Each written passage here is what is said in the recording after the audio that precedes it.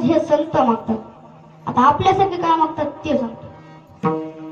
एका नवरा बायकोचे भांडण झाले. नवरा गेला रुसून राग जंगलामध्ये गेला. त्याला जंगलामध्ये बसून बोर व्हायला लागलं ना एकट्याला.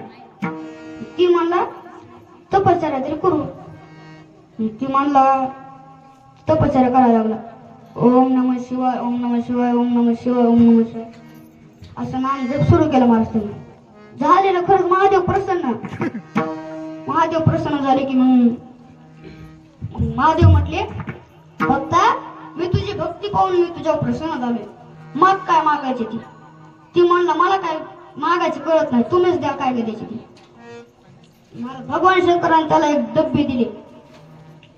भगवान शंकर म्हटले, तू ज्या ज्या वेळेची डबी उघडशील त्या वेळेस तोडाभर सोनं खाली पडेल. त्याला विश्वास तर बसला नाही ना. तिने उघडली महाराज डबी, बट मी तोडाभर सोनं खाली पडलं. तशी डबी लावली. ती घरी गेल्यावर म्हणलं बायकोला म्हणलं उघड दरवाजा, सगळ्यात ताण उठला तुझा. आता काय कर, डबी उघडली की तोडाभर सोनं खाली पडते. तिला विश्वास बसला ना. तिने उघडली डबी, फट मी सोनं खाली पडलं. तिला कुठं चैन मिळते. रात्रभर उघड झाप किती सोनं झालं ते माहितीच नाही ना. पण शेजारीकडे गेली तराजू सकाळ 6 वाजता गेली. 6 वाजता गेली की शेजारी तराजू आणला. सोनं मोपलं जाताना एवढंच सोनं चिटकेलं होतं नक बरंच. ते तराजू दिला. तिला वाटलं काहीतरी झालं नाही म्हणून बघायला लागली. बघता ते सोनं दिसलं ना. ती म्हणली, शांताबाई तुम्ही खरं सांगा बरं काय मोपलं हे ना. ती म्हटली, तुम्हाला म्हणून सांगते, कुणाला सांगू का. मला बायाच्या पोटात काहीच राहत नाही. त्याला सांगितलं आमच्या दोघांची भांडणं झालती. ते रुसून रागा जंगलामध्ये गेले. त्याने नामजप सुरू केलं. त्याला महादेव प्रसन्न झाले. त्याने डब्बी दिली. महाराज तिला तसं वाटलं ना. तिचा चौकात बसला होता बोलत माणसाली. गेली महाराज तना गेली की फर्र वडत आणलं महाराज त्या नवऱ्याला. आणलं की त्यांनी खोटे भांडणे केली. नवरा बी गेला लगेच रुसून रागा जंगलामध्ये गेला. लगेच नामस्मरण सुरू केलं. ओम नमः शिवाय, ओम नमः शिवाय, ओम नमः शिवाय. महादेव प्रसन्न झाल्याच म्हणला डबी द्या. कसली डबी काय डबी काहीच नाही. डबी द्या म्हणून. डबी द्या म्हणली. महादेवाने डबी दिली. गेले महाराज त्याला काहीच पडली ना. त्यांच्यासारखं आपल्याला सोनं मिळतं तर पट्टी बिना डबी उघडली. आणि त्याच्यातून एवढाच माणूस बाहेर आला, गंगाराम. त्याला माझ्यासारखं धोतर होतं, शर्ट होतं, फॅटा होता, पण त्याच्या हातात होता वस्तारा. मला त्याची 0 मिनिटात चप्पीस केली की तिने तशी डबी लावली. घरी गेला का म्हणला उघड दरवाजा, मीच आहे. तिला विश्वास बसला ना महाराज. जाताना ते शाहरुख खान केस वाढून हे गेलते घालता येताना ते चप्पीस म्हणाला. ती म्हणला डबीला झरीला म्हणला कुठं तरी लपवून ठेव. तिनं काय केलं, गाडग्याच्या उतरंडीमध्ये ठेवली डबी. असा काही काळ गेला. मकर संक्रांतीचा सण आला की मग बाया आल्या घरी व्यवसाय. मग एक बाय म्हटली, होय कोंडाबाई तुमच्याकडे बी त्या शांताबाई सारखी डबी आहे म्हणून दाखवा की आम्हाला. त्यांनी दाखविले माय आम्हाला. ती कोंडाबाई म्हटली, न ग माय. ती म्हणले दाखव ना कुणाला. दाखवा की आम्ही काय उघडून बघायला का. ती म्हणली नग माय. ती नको म्हणले तू ग उघडू द्या तुम्ही. दाखवा नाही तुगडी. बरं दाखवी ती पण उघडू नका. महाराज तिने काढली डबी. अशी शांताबाई कोण कोंडाबाई कोण भागीरथी कोंडाबाई असं करीत बचत गटाचा अध्यक्ष की ती फॉर्म मध्येच असते. या मी बचत गटाचा अध्यक्ष, मी काय उघडून. त्याने उघडली ना महाराज.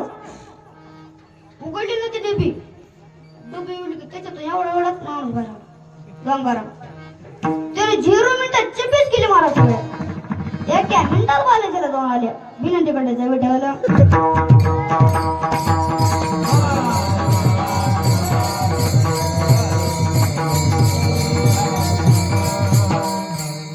महाराज आपल्यासारख्या वाटतो.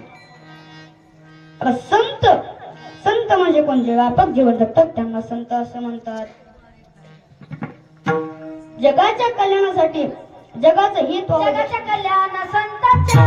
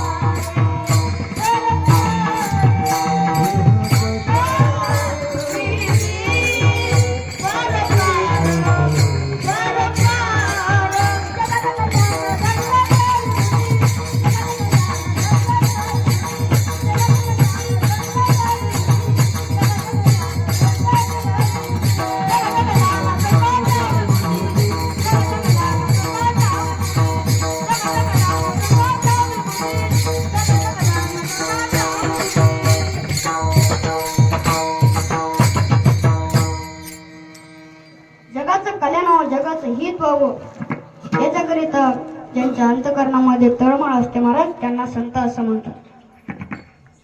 हे झाले संत. आता म्हणतो कोणाला म्हणायचं? ज्यांचे 1108 शिष्य असतात त्यांच्या गुरुला मंत असं म्हटलं जातं. महाराज आता मंत झाले. आता सिद्ध सिद्ध म्हणजे सिद्धीनं संपन्न अर्थ आहे. सिद्ध किती आहे? तो सिद्ध 8 आहे. मुख्य 8 आहे. अनिमा, लगिमा, गरिमा, प्राप्ती, प्राकाम्य, ईशित्व, विशित्व हे मुख्य 8 सिद्ध आहेत. हे 8 सिद्ध कोणाकडे होते हो? लहान रूप घेता येतं, मोठं रूप घेता येते. ह्या 8 सिद्ध कोणाकडे होत्या? माझ्या हनुमंतरायाकडे होत्या. अष्टसिद्धी नवनिधी के दाता असबर दीन जानकी माता राम रसायन तुम्हारे पासा सदा रहो रघुपती के दासा. अरे दुसरं पुराव द्यायची काय गरज आहे का? नाही. यांना सिद्ध असं म्हणतात. अर्थात आपलं जवळच उदाहरण चाकरवाडीचे माऊली दादा म्हणजे त्यांना बी एक सिद्धी प्राप्त होती. ते एकाच वेळेला एकाच दिवशी एकाच टायमाला 4 जागेवर कीर्तन करायचे. म्हणजे आज 9 ते 11 इथं असलं की जोगावडी बी तिथंच, मोरवाडी बी तिथंच, आंबोजोगाई बी तिथं. असं असेल महाराज सिद्धी सिद्ध. आता ऋषी कोणाला म्हणायचं? ऋषी म्हणजे आपले ऋषी महाराज नाही. ऋषी म्हणजे जंगलात जाऊन तपश्चर्या करणारे त्यांना ऋषी असं म्हणतात. सांगावे नव्हे तो तुम्हासी संत मंत सिद्ध ऋषी. संत झाले, मंत झाले, सिद्ध झाले, ऋषी झाले. अरे सगळ्यांना प्रश्न विचारतात. प्रश्न विचारून म्हणतात नामानं कोण वाया गेलं? नाम घेता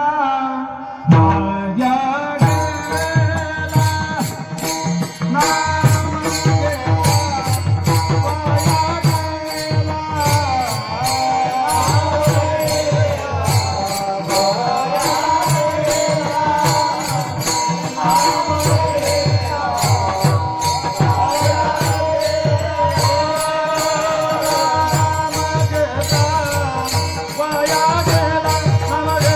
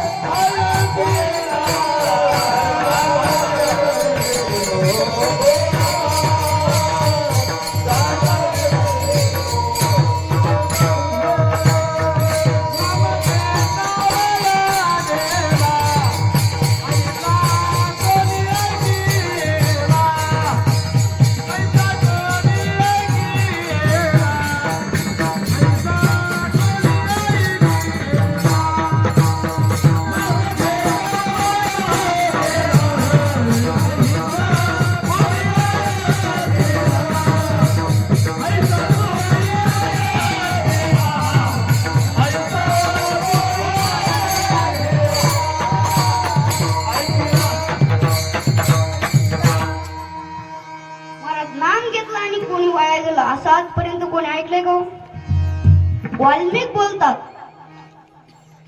बोलिले वाल्मिक नामे तिने लोक उद्धरती. पुराण प्रसिद्ध बोलिले वाल्मिक नामे तिने लोक उद्धरती. मला वाल्या कोळीचा कोण झाला? वाल्मिक ऋषी. माणूस किती पाप करीत होतो वाल्या कोळी. काय करायचा तो? दररोज रस्त्यावर उभा राहायचा आणि जो त्या रस्त्यावरून येईल त्याला काय करायचं? मारायचा. मारून त्याच्यापाशी सोनं पैसे काय असले किल्लू पडायचं. मग असे किती रांजणं भरले होते? असे 7 रांजणं भरले होते. एक माणूस मारला लगेच खडा टाकायचा. असे 7 रांजणं भरली होती. मग एक दिवस असंच त्या रस्त्याने नारद मुनी जात होते. नारद मुनी जात असताना आडवीला महाराज वाल्या कोळीनं नारद मुनीला. मग नारद मुनी म्हणाले, तुम्हाला कशासाठी आडविलंच बाबा? वाल्या कोळी म्हणाला, तुम्हाला ओळखलं नाहीस? नारद मुनी म्हणाले, नाही. वाल्या कोळी म्हणाला, माझ्या पंचकृषीत ख्याती आहे, ख्याती. तू या रस्त्याने आलास, या रस्त्याने बरेचसे आलेत, त्यांना मी मारलंय. आता तुझा नंबर आहे. नारद मुनी म्हणाले, मला मार, तुला काय भेटणार आहे? ये ना चिपळे, दुसरं काय? बरं मला मारशील, तू हे ज्याच्या करता करतोस ते तुझ्या पापामध्ये भागीदारी आहेत का? वाल्या कोळी म्हणाला, हो. नारद म्हणाले, जायत तर घरी विचारून ये. वाल्या कोळी घरी गेला. बायकोला विचारलं, का ग, मी जे पाप करतो, मी जे माणसं मारतो त्याच्यामध्ये तू भागीदारी आहेस का? बायको म्हणली, माझा काय संबंध आहे? तसंच लेकराला विचारलं. मला लेकराला विचारलं सुद्धा लेकर तसेच म्हणाले, आमचा काय संबंध आहे? पूर्ण कुटुंबाला विचारलं महाराज. पूर्ण कुटुंबाने पाठ फिरवली. त्यावेळेस वाल्या कोळ्याला वाटलं, नाही कुणाचे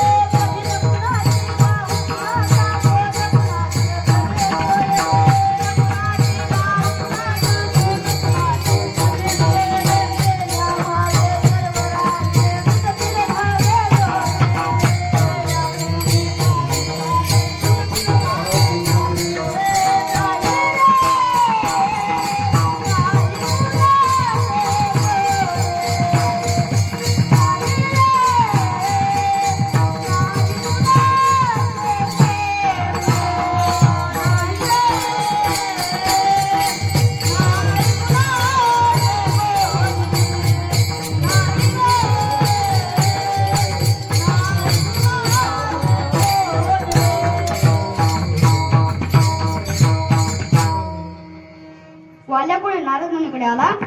नारद मुनी म्हणाला, नारद मुनी, माझ्या पापामध्ये कोणीच भागीदारी नाही. माझी बायको नाही, माझे लेकरं नाहीत, माझा मित्र नाही, कोणीच माझ्या पापामध्ये भागीदारी नाही. वाल्या कोळी म्हणाला, नारद मुनी, मला या पापामधून मुक्त व्हायचे, त्यासाठी तुम्ही मार्ग दाखवा. नारद मुनी म्हणाले, तुला नामस्मरण करावं लागेल. कोणते नामस्मरण? राम प्रभूचं नामस्मरण. नाम जपले बालविका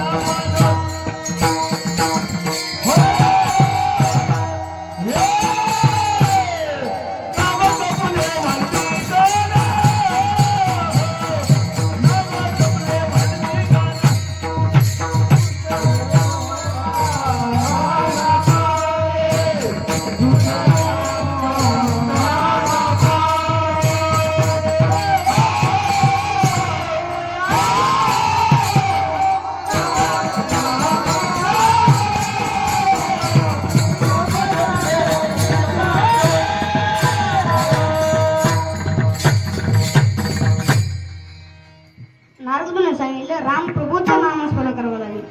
राम राम राम हे नाम तुला घ्यावं लागेल. पण त्या वाल्या कोळीचा लोक मारण्याचा धंदा होता म्हणून त्याच्या वाच्यातून मारा मारा मारा हे शब्द निघू लागले. नारद म्हणाले जाऊ दे, मारा माराच म्हण.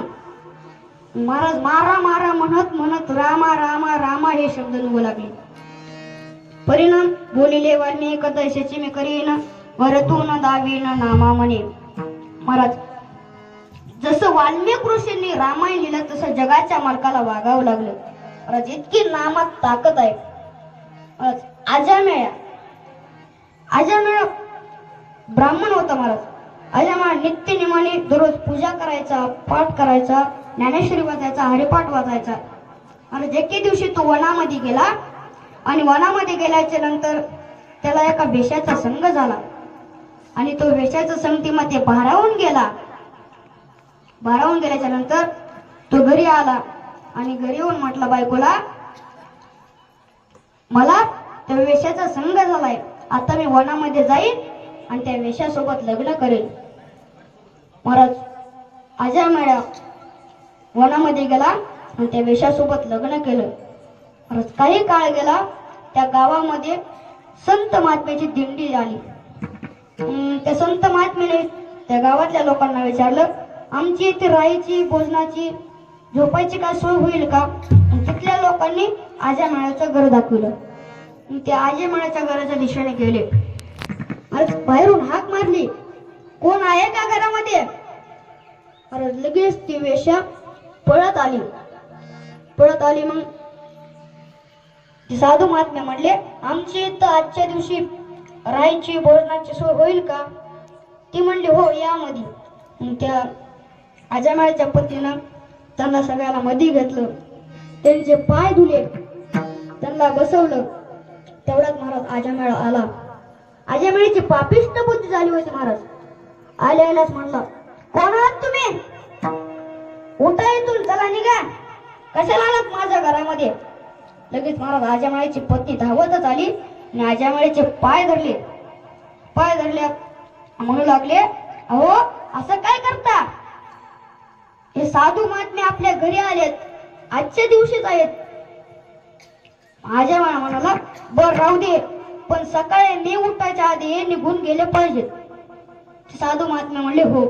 महाराज त्या अजामेळ्याच्या पत्नीनं स्वयंपाक केला, त्या वारकऱ्याला जेवण घातलं, त्यांनी विश्रांती केली. सकाळी उठले, काकडा आरती केली. मग जात्या वेळेस अजामेळा उठला. महाराज ते साधू महात्मे लवकर जाणं जाते म्हणून अजामेळा म्हटला, तुम्हाला दक्षिणा पाहिजे का? दक्षिणा भेटणार नाही. ते साधू महात्मे म्हणले, आम्हाला दक्षिणा काय देऊ नकोस, पण तुला जे आता पुत्ररत्न प्राप्त होणार आहे ना, त्याचं नाव काय कर, तू नारायण ठेव. ती मग अजामेळा म्हटलं हो ठेवतो, तुम्ही जावा. महाराज ती निघून गेले. काही काळ गेला, अजामेळ्याला पुत्ररत्न प्राप्त झालं. महाराज ठरल्याप्रमाणे त्याचं नाव नारायण ठेवण्यात आलं. मग ते नारायण सगळ्यात लहान असल्यामुळे नारायण इकडे जा, नारायण तिकडे जा, नारायण हे कर, नारायण ते कर, असं करत करत अजामेळ्याचा मरायचा टाइम आला. महाराज आणि शेवटला हाक मारली, नारायणा, धाव रे नारायणा.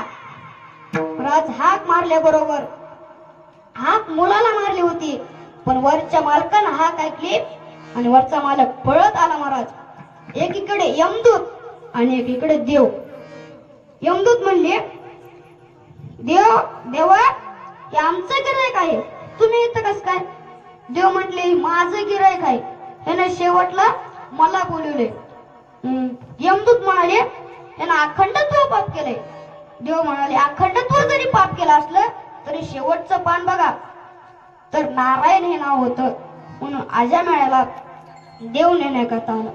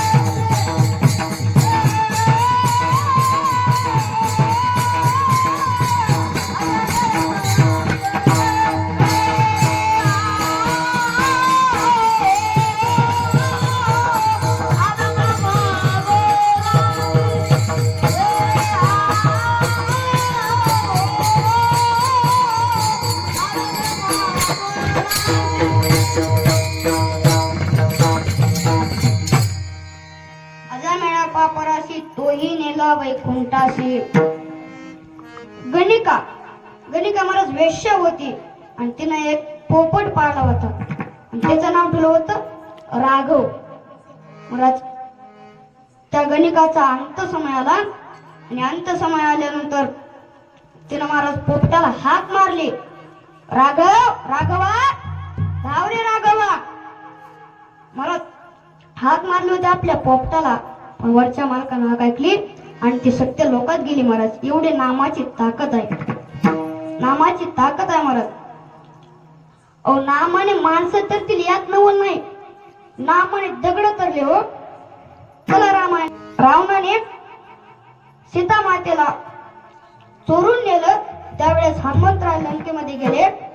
लंकेमध्ये गेल्याच्या नंतर सीता मातेचा शोध घेऊन परत आले.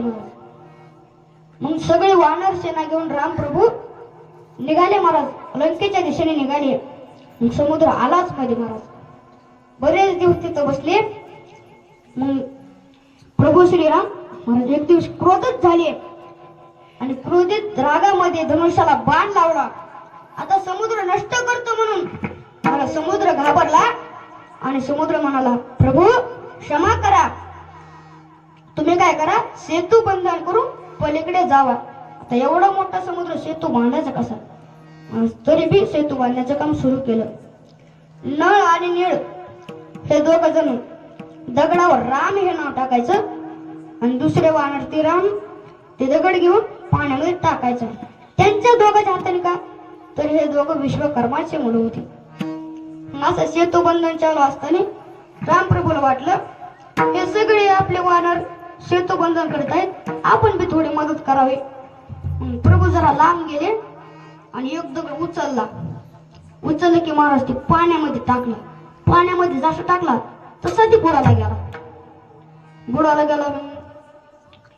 प्रभू रामचंद्र म्हटले, आपल्या नावानं दगड तरतायत तर आपण टाकल्या दगड का तरत नाही? महाराज प्रभू रामचंद्र म्हणले, ह्याला समुद्राला माहित नाही काय की मी कोण आहे ती, म्हणून जरा असं करून दुसरा दगड टाकलं. मग ती बी बुडाला कमी. तिसरा दगड टाकायला उचलला. आता डायरेक्ट असं केलंच नाही, डायरेक्ट म्हणले, समुद्रा रघुकुळ वंशातला दशरथाचा पुत्र राम आता दगड टाकतोय, आता बुडाला नाही पाहिजे. महाराज दगड टाकला, ती बी बुडाला.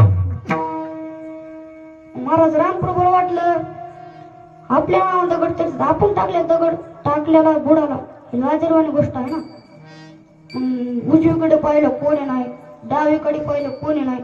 ज्या वेळेस मागे वळून पाहिलं त्यावेळेस होते